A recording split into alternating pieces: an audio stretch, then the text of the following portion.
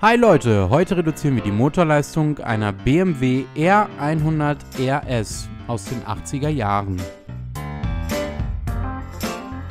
So sieht der Begrenzer aus, den wir gleich in die Gasgriffschale einsetzen. Das hier ist ein Prototyp, ausgeliefert sieht der also eventuell etwas anders aus. Und als erstes lösen wir diese Befestigungsschraube hier oben.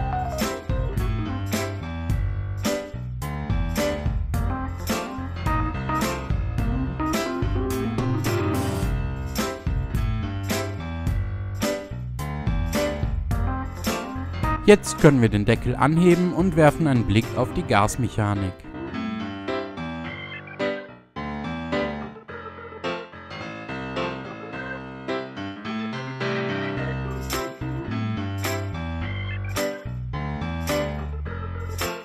Den Limiter legen wir jetzt, am besten leicht angefettet, hier rein.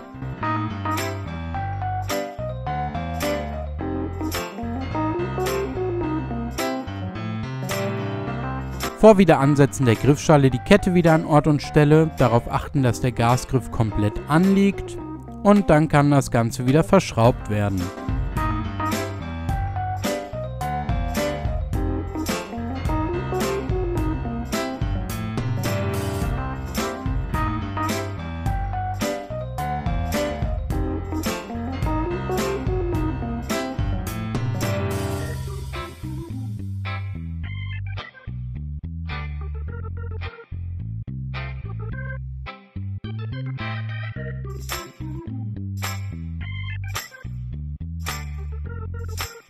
Das war's auch schon, die Drosselung ist vorgenommen, das Gas ist deutlich spürbar reduziert, aber freigängig und damit geht's jetzt zusammen mit dem mitgelieferten Teilegutachten zum TÜV, zur DEKRA oder einer anderen Prüfstelle und die technische Änderung kann bescheinigt werden. Wir wünschen allzeit gute Fahrt.